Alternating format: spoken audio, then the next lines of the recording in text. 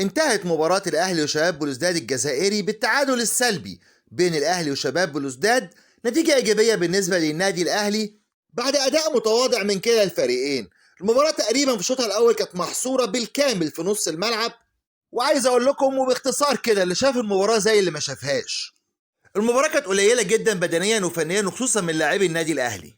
افضل خطوط النادي الاهلي كان خط الدفاع، وكان متالق ياسر ابراهيم ومحمد عبد المنعم، ومن خلفهم كمان مصطفى شوبير.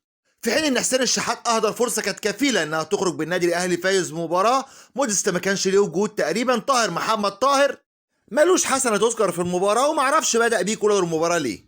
خطورة شباب بلوزداد كانت ناحية الشمال بالنسبة لهم، اللي هي يمين النادي الأهلي عند محمد هاني وياسر إبراهيم، لكن كانوا واقفين على رجليهم وتصدوا لمعظم هجمات بلوزداد. وكمان مصطفى شوبير كان كويس جدا النهارده، واثبت ان هو بديل جيد لمحمد الشناوي، وان شاء الله هيكون حامي عليه النادي الاهلي الفتره القادمه.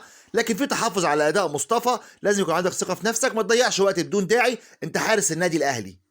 في الشوط الثاني حاول كولر يصلح اخطائه بعد ما كان بادئ بموديست اللي هو مش محطه تقف عندها الكوره، وعمل تغييراته المتأخرة زي ما احنا متعودين، ولعب رضا سليم وقفشة وكريم فؤاد، وكمان نزل كهربا بدل موديست. وكانت أهم التغييرات نزول رضا سليم اللي اطمنا عليه، لكن استمر الحال على ما هو عليه، واستمر التعادل السلبي حتى نهاية المباراة. في مباراة كان نجمها الأول حكم المباراة. الأهلي طلع باللي هو عايزه 6 نقاط صدارة المجموعة، ويكفيه فوز في أحد المباراتين القادمتين، وشباب بلوزداد حافظ على حظوظه في التأهل مع النادي الأهلي.